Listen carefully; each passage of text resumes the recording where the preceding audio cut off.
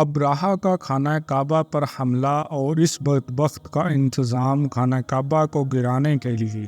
جب سینکڑوں کی تعداد میں ہاتھی آئے تو جیسے جیسے وہ خانہ کعبہ کی طرف بڑھتے ان کے جسم کے حصے الگ الگ ہو کر گر جاتے۔ ابراہہ یہ منظر دیکھ رہا تھا۔ بسم اللہ الرحمن الرحیم۔ نبی کریم صلی اللہ علیہ وآلہ وسلم کی ولادت باسعادت عام الفیل میں ہوئی تھی۔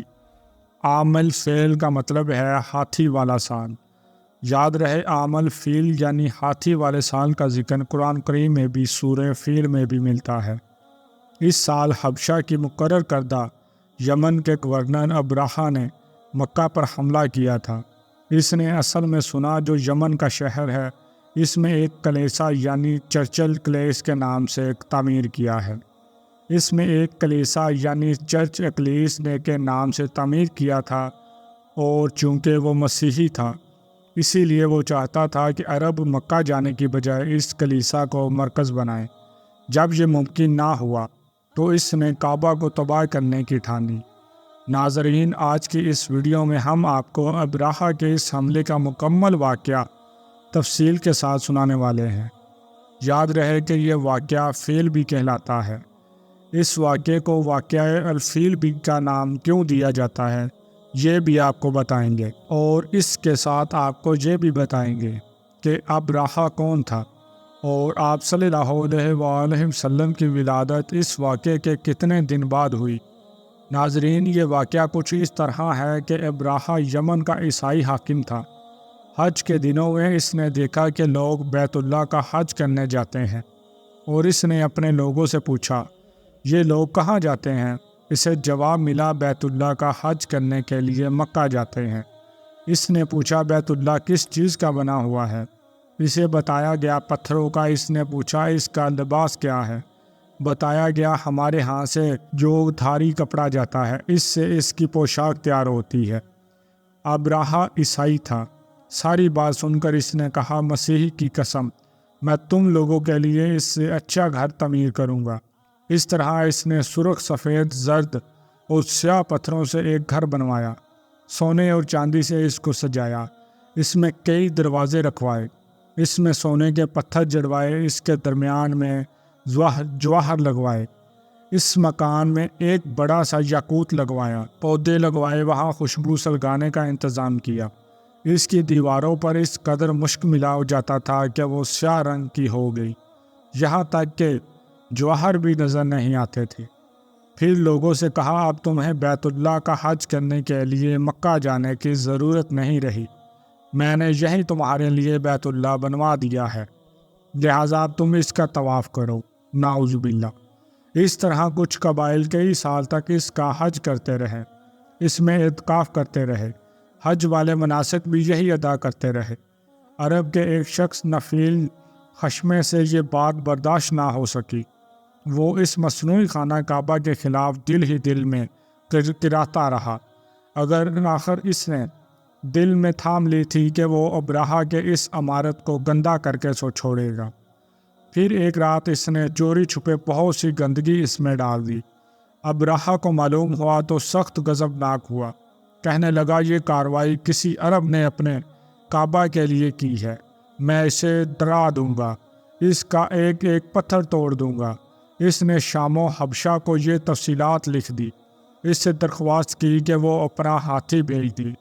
اس ہاتھی کا نام محمود تھا۔ یہ اس قدر بڑا تھا کہ اتنا بڑا ہاتھی روئے زمین پر دیکھنے میں نہیں آیا تھا۔ جب ہاتھی اس کے پاس پہنچ گیا تو اپنی فوج لے کر نکلا اور مکہ کا رخ کیا۔ یہ لشکر جب مکہ کے قرب وجار میں پہنچا تو ابراہہ نے فوج کو حکم دیا کہ ان لوگوں کے جانور لوٹ لیے جائیں۔ ان کے حکم پر فوجیوں نے جانور پکڑ لیے۔ ان میں عبد المطلب کے اونٹ بھی تھے۔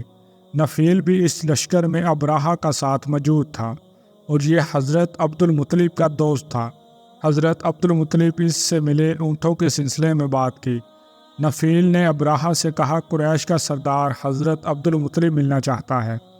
یہ شخص تمام عرب کا سردار ہے، شرف اور بزرگی اسے حاصل ہے، لوگوں میں اس کا بہت بڑا اثر ہے، لوگوں کو اچھے اچھے گھوڑے دیتا ہے، انہیں احتیاط دیتا ہے، کھانا کھلاتا ہے۔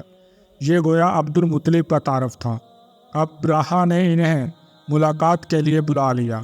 ابراہا نے ان سے پوچھا، بتائیے آپ کیا چاہتے ہیں؟ انہوں نے جواب دیا، میں چاہتا ہوں میرے اونٹ مجھے واپس مل جائیں۔ ان کی بات سن کر ابراہا بہت حیران ہوا۔ اس نے کہا، مجھے تو بتایا گیا تھا کہ آپ عرب کی سردار ہیں، بہت عزت اور بزرگی کے مالک ہیں، لیکن لگتا ہے مجھے سے غلط بیانی کی گئی ہے، کیونکہ میرا خیال تھا کہ آپ مجھ سے بیت اللہ کے بارے میں بات کریں گے، جس کو میں گرانے آیا ہوں اور جس کے ساتھ آپ سب کی عزت وابستہ ہے، لیکن آپ نے تو سرے سے اس کی بات ہی نہیں کی اور اپنے اونٹوں کا رونا لے کر بیٹھ گئے۔ یہ کیا بات ہوئی؟ اس کی بات سن کر حضرت عبد المطلب بولے، آپ میرے اونٹ مجھے واپس دے دیں، بیت اللہ کے ساتھ جو چاہے کریں، اس لیے کہ اس گھر کا ایک پروردگار ہے، وہ خود ہی اس کی حفاظت کرے گا، مجھے اس کے لیے فکر مند ہونے کی ضرورت نہیں۔ ان کی بات سن کر ابراہا نے حکم دیا، ان کے اونٹ واپس دے دیے جائیں۔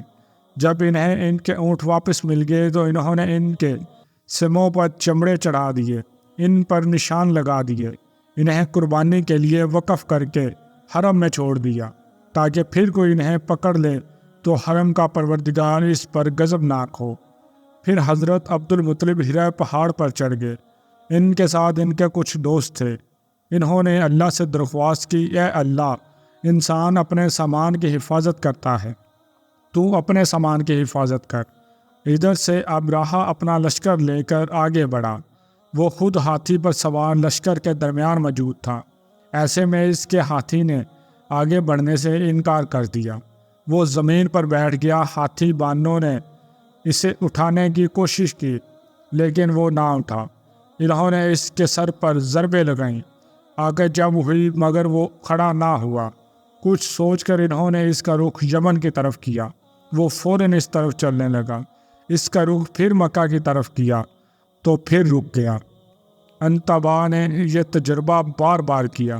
آخر ابراہا نے حکم دیا، ہاتھی کو شراب پلائی جائے تاکہ نشے میں اسے کچھ ہوش نہ رہ جائے اور ہم اس سے مکہ کی طرف آگے بڑھا سکیں۔ چنانچہ اسے شراب پلائی گئی، لیکن اس پر اس کا بھی اثر نہ ہوا۔ ناظرین کہتے ہیں کہ ابراہا کے ہاتھی کو اٹھانے کی کوشش جاری ہی تھی کہ اچانک سمندر کی طرف سے ان کی طرف اللہ تعالیٰ نے ابابیلوں کو بھیج دیا۔ وہ ٹڈیوں کی جھنڈ کی طرح آئیں۔ دوسری طرف عبد المطلب مکہ میں داخل ہوئے، حرم میں پہنچے اور کعبہ کے دروازے کی زنجیر پکڑ کر ابراہا اور اس کے لشکر کے خلاف فتح کی دعا مانگی۔ ان کی دعا کے الفاظ یہ تھے، اے اللہ، یہ بندہ اپنے قافلے اور اپنی جماعت کی حفاظت کر رہا ہے، تو اپنے گھر یعنی بیت اللہ کی حفاظت فرما۔ ابراہا کا لشکر فتح نہ حاصل کر سکے، ان کی طاقت تیری طاقت کے آگے کچھ بھی نہیں۔ آج صلیب کامیاب نہ ہو۔ ناظرین یاد رہے کہ صلیب کا لفظ اس لیے بولا کہ ابراہا عیسائی تھا، اور صلیب کو عیسائی اپنے نشان کے طور پر ساتھ لے کر چلتے ہیں۔ اب انہوں نے اپنی قوم کو ساتھ لیا اور راہ پہاڑ پر چڑھ گئے، کیونکہ ان کا خیال تھا کہ ابراہا کا مقابلہ نہیں کر سکیں گے۔ اور پھر اللہ تعالیٰ نے پرندوں کے جھنڈ بھیج دیے۔ یہ پرندے چڑیاں سے قطرے بڑے تھے۔ ان میں سے ہر پرندے کی چونچ میں پتھر کے 3 ٹکڑے تھے۔ یہ پتھر پرندوں نے ابراہا کے لشکر پر گرانے شروع کیے۔ جو ہی یہ پتھر ان پر گرے، ان کے ٹکڑے ٹکڑے ہو گئے، بالکل اسی طرح جیسے آج کسی جگہ کے اوپر سے بم گرایا جائے تو جسموں کے ٹکڑے اڑ جاتے ہیں۔ ابراہا کا ہاتھی محمود البتہ ان کنکریوں سے محفوظ رہا، باقی سب ہاتھی تہس نہس ہو گئے۔ ناظرین کہا جاتا ہے کہ یہ حافظ سینکڑوں کی تعداد میں تھے، سب کے سب کھائے ہوئے بھوس کی مانند تھے، جیسا کہ سورہ فیل میں آتا ہے۔ ناظرین کہا جاتا ہے کہ ابراہا اور اس کے کچھ ساتھی کا یہ منظر دیکھ کر بری طرح بھاگے، لیکن پرندوں نے ان کو بھی نہ چھوڑا۔ ابراہا کے بارے میں طبقات میں لکھا ہے کہ اس کے جسم کا ایک ایک عضو الگ الگ ہو کر گرتا چلا گیا، یعنی وہ بھاگ رہا تھا اور اس کے جسم کا ایک ایک حصہ الگ ہو کر گر رہا تھا۔ دوسری طرف حضرت عبد المطلب اس انتظار میں تھے کہ کب حملہ ہوتا ہے، لیکن حملہ اور جب مکہ مکرمہ میں داخل نہ ہوئے تو وہ حالات معلوم کرنے کے لیے نیند سے اترے، مکہ سے باہر نکلے۔ تب انہوں نے دیکھا سارا لشکر تباہ ہو چکا ہے، خوب مال غنیمت ان کے ہاتھ لگا ہے۔ بے شمار سامان ہاتھ میں، امال میں سونا چاندی بھی یہ بے تحاشا تھا۔ لشکر میں کچھ لوگ ایسے بھی تھے جو واپس نہیں یہ مکہ میں رہ گئے تھے۔ ان میں ابراہہ کے ہاتھی کا معاوت بھی تھا جو محمود کو آگے لانے میں ناکام رہا تھا۔ ناظرین، یوں بیت اللہ یعنی خانہ کعبہ کے مالک نے اپنے گھر کی حفاظت فرمائی، اور اللہ تعالیٰ نے دنیا والوں کو اپنی قدرت کا مظہر دکھایا کہ وہ ایسی قدرت رکھنے والی ذات ہے کہ ہاتھی جیسی مخلوق کو ابابیل جیسے چھوٹی اور حقیر مخلوق کے ذریعے نیست و نابود کر سکتی ہے۔ ناظرین، یہ دراصل انسانیت کی غور و فکر کے لیے اللہ تعالیٰ کی قدرت کی نشانیوں میں سے ایک نشانی ہے، لیکن افسوس کہ آج کا مسلمان اور انسان اللہ کی ان نشانیوں کے بارے میں سوچتا ہی نہیں۔ البتہ ناظرین، آپ نے واقعہ فیل اور ابراہہ کے انجام کی مکمل تفصیل جانی۔ چلیے آپ کو یہ بتاتے ہیں کہ ابراہہ کون تھا اور کس قدر بے شرم اور مکار شخص تھا۔ تاریخ کے مطابق نجاشی شاہ حبشہ نے ابراہہ کو سوڈان کہا حاکم اور اریاد کو یمن کہا کہ مقرر کیا تھا۔ کچھ عرصے بعد ابراہہ نے یمن پر حملہ کر دیا۔ اریاد کو بھی اس حملے کی خبر پہلے سے ہی مل گئی، اس لیے وہ بھی اپنی فوج لے کر مقابلے کے لیے نکلا۔ دونوں افواج سوڈان اور یمن کی سرحد پر ایک دوسرے کے مد مقابل ہوئیں۔ ابراہہ کا قد بھی چھوٹا تھا اور وہ انتہائی بدصورت بھی تھا۔ اس کے مقابلے میں اریاد لمبے قد کا خوبصورت اور مضبوط شخص تھا۔ ناظرین، کہتے ہیں کہ اریاد کو اس وقت حیرت کا شدید جھٹکا لگا جب ابراہہ نے اسے مقابلے کی دعوت دی۔ دراصل یہ ابراہہ کی ایک چال تھی جسے اس کا مد مقابل سمجھ نہیں سکا اور مقابلے میں کود پڑا۔ اریاد نے اپنے تلوار پوری قوت سے ابراہہ پر ماری، مگر وہ بڑی صورت سے اپنے محافظ کے پیچھے ہو گیا۔ اس وار سے وہ محافظ بری طرح زخمی ہو گیا۔ پھر اریاد کی سنبھالنے سے پہلے ہی ابراہہ کے ایک دوسرے محافظ نے اچانک حملہ کر کے اریاد کو موت کے گھاٹ اتار دیا۔ اسی وجہ سے ابراہہ کا نام ابراہ اشرم یعنی بے شرم پڑ گیا تھا۔ کہتے ہیں اریاد کی موت کے بعد اس کی فوج نے ابراہہ کو اپنا سردار تسلیم کر لیا، اور اس طرح سے ابراہہ کا یمن پر بھی تسلط قائم ہو گیا۔ اس کی خبر جب شاہ حبشہ کو ملی تو اس کو سخت غصہ آیا اور اس نے جواب طلبی کے لیے ابراہہ کو خط لکھا۔ ابراہہ نے مکاری سے کام لیتے ہوئے اپنی حکومت اور جان بچانے کے لیے جوابی خط میں لکھا، میں آپ کا خادم ہوں، مجھے جاسوس نے اطلاع دی تھی کہ اریاد سوڈان پر حملہ کرنے کی تیاری کر رہا ہے، اس لیے میں اس کی پیش قدمی روکنے کے لیے نکلا تھا، اور پھر حملہ کرنے میں سبقت بھی اس نے ہی کی تھی، اور یوں وہ مقابلے میں میرے ہاتھوں مارا گیا۔ میں آپ کا پرانا خادم ہوں اور ہمیشہ آپ کا خادم ہی رہوں گا۔ سوڈان اور یمن کی سرزمین ابھی تک آپ کے زیر تسلط ہی ہے۔ شاہی حبشہ ابراہہ کی اس جواب سے بہت خوش ہوا، اور اس طرح سے نہ صرف بادشاہ کی طرف سے معافی مل گئی تھی بلکہ یمن کی سرداری بھی اسے سونپ دی گئی۔ اور ناظرین، یمن کا حاکم بننے کے بعد ہی یہ واقعہ پیش آیا جو آپ نے سماعت فرمایا، اور یہی واقعہ فیل کہلایا۔ اور آپ کو یہ بھی بتاتے چلیں کہ یہ واقعہ نبی اکرم صلی اللہ علیہ وآلہ وسلم کی ولادت باسعادت سے 50 یا 55 روز پہلے محرم کے مہینے میں پیش آیا تھا۔ اللہ پاک ہمارے علم میں اضافہ فرمائے اور ہمیں دین کی مکمل سمجھ نصیب فرمائے، آمین۔ ناظرین، کمنٹ باکس میں اللہ تعالیٰ کے 99 ناموں میں سے ایک نام ضرور ٹائپ کریں، اور ایسے مزید ویڈیوز کے لیے چینل کو سبسکرائب اور ویڈیوز کو لائک اور شیئر لازمی کیجیے گا۔